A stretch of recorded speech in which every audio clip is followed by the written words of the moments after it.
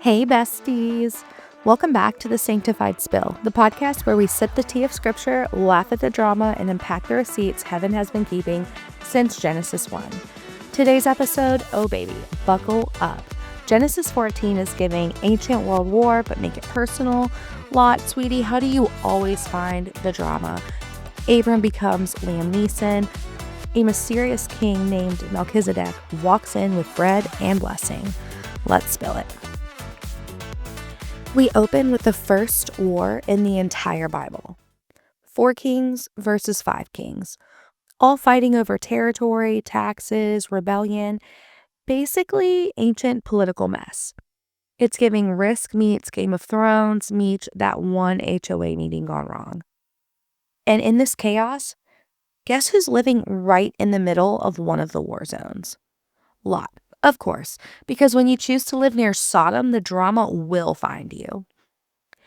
The battle goes down, and the bad guys win.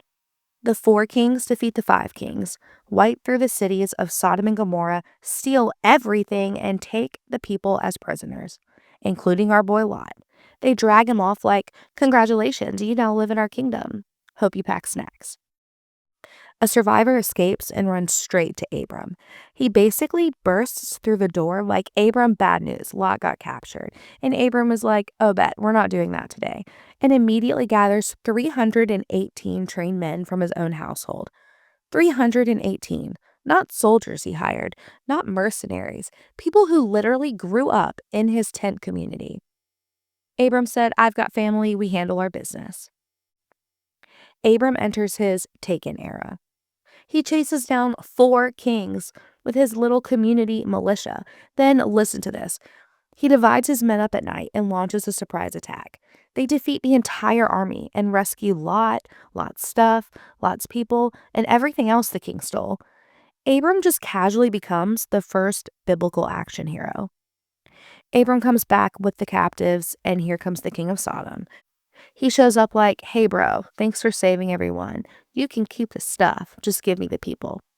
But before he can even finish, someone else walks into the scene. Besties, it's time. Enter Melchizedek, the king priest mystery icon. Hebrews say he has no genealogy listed, no beginning, no end. He is the king of Salem, which later becomes Jerusalem. He is a priest of God Most High. He shows up with bread, wine, and a blessing, a holy charcuterie board. He blesses Abram with one of the most powerful blessings in Scripture. "Blessed be Abram by God Most High, creator of heaven and earth, and blessed be God Most High, who delivered your enemies into your hand." Abram receives it and then gives Melchizedek 1/10 of everything he recovered. This is the first recorded tithe in the Bible. Abram is setting patterns that will echo for centuries. Now, the king of Sodom tries again. He's like, "Okay, now can I have the people?" Abram basically goes, "Nope, I'm not taking a penny from you, not even a sandal strap. No one is going to say they made Abram rich. God is my provider." Abram rejects the offer, so his blessings can only be credited to God. It's giving spiritual integrity, holy boundaries, and I refuse to mix with messy people.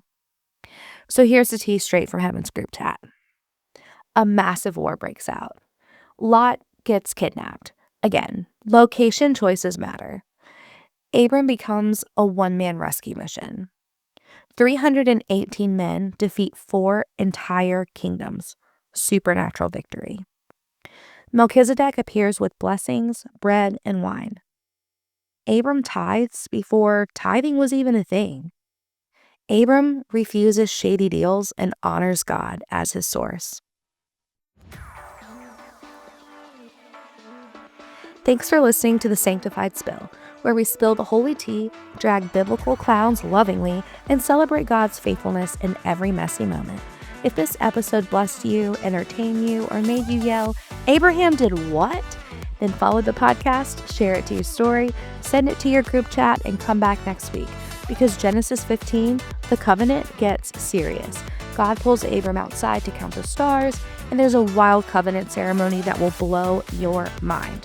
Until next time, besties, Heaven has the receipts, and I'm just here to read them to you.